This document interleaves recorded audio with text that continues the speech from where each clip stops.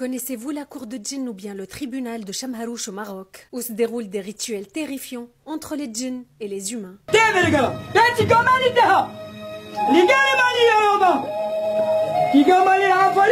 Notre histoire paranormale aujourd'hui est véridique. Elle se déroule au Maroc, dans un petit village appelé Imlil, qui est situé à une 60aine de kilomètres de la ville de Marrakech. Cette histoire contient des détails choquants, donc âme sensible, s'abstenir.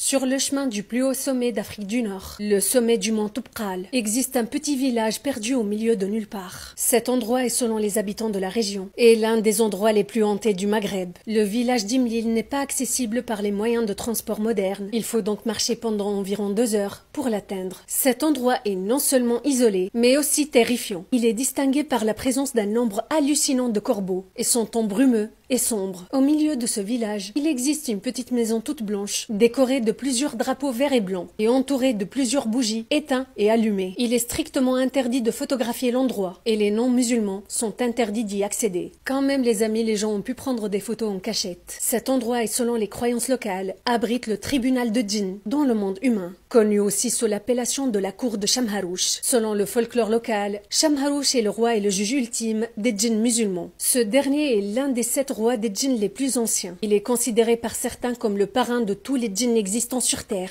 À l'intérieur de cette maison blanche se trouve la cour des rois des djinns Shamharouch. Son trône est une petite tombe couverte d'un tissu vert, sa couleur préférée. Les murs de cette maison sont couverts de gravures religieuses et plusieurs versets de Coran. Je vous vois, vous allez certainement me dire, mais c'est un djinn. Comment on peut trouver des versets de Coran à l'intérieur de sa cour? Eh bah, Shamharouch est non seulement un des rois des djinns, mais il est aussi un djinn musulman. Le tribunal de Shamharouch est ouvert tous les jeudis pour des dizaines voire des centaines de personnes cherchant à résoudre leurs problèmes de possession, de santé, d'argent, d'héritage et même des conflits. Ces gens arrivent avec des cadeaux et des offrandes au nom de Shamharouch. Astaghfirullah ya Rabbi.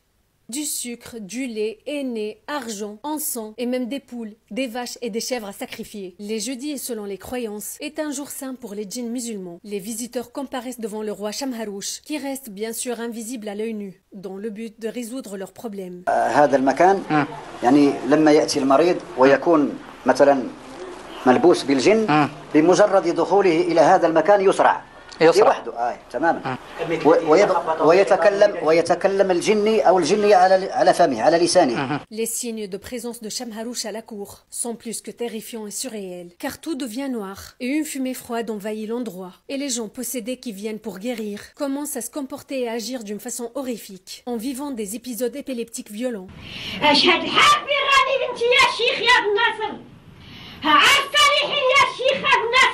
هذه حالة من بين عدة حالات كثيرة التي تقع لبعض الأشخاص. Et le ciel devient carrément nuageux et des coups de tonnerre peuvent être entendus. Et ce moment précis annonce le début du procès. Ce rituel hors norme est un rituel de guérison à l'aide de la sorcellerie et la magie noire. Il dure 3 jours d'affilée. Le premier jour, les gens commencent par l'abattage des offrandes au nom de Shamharouch. Puis vient l'heure de la hadra, qui signifie littéralement la présence, qui est un rituel maghrébin populaire et terrifiant, pendant lequel la personne possédée entre dans un état surréel. Elle devient agitée, dansant d'une manière hystérique. Une danse chamaniste en portant des habits larges avec les couleurs préférées du roi des djinns, le blanc et le vert. Dans cette session de hadra, le possédé se détache complètement de sa réalité et se déplace carrément dans le monde parallèle des djinns, à travers sa danse hystérique, sur le rythme des tambours et les odeurs d'encens, qui s'intensifient petit à petit jusqu'à ce que la personne possédée s'évanouisse et perde sa conscience pendant parfois plusieurs jours. Si ce rituel n'aide pas la personne possédée à expulser le djinn de son corps, il faut alors essayer une autre solution plus radicale. La personne possédée doit alors passer le tribunal de Shamharouch. Puis elle doit être lavée pendant plusieurs heures dans une source provenant des montagnes de l'Atlas après la prière de l'Asr. Ces rituels plus que choquants existent encore de nos jours. Des milliers de personnes voulant assister au tribunal de Sidi Shamharouch visitent le village d'Imlil dans l'espoir de guérir leur maladie, devenir riches et payer leur respect à ce djinn. Astaghfirullah. Mais croyez-moi les amis,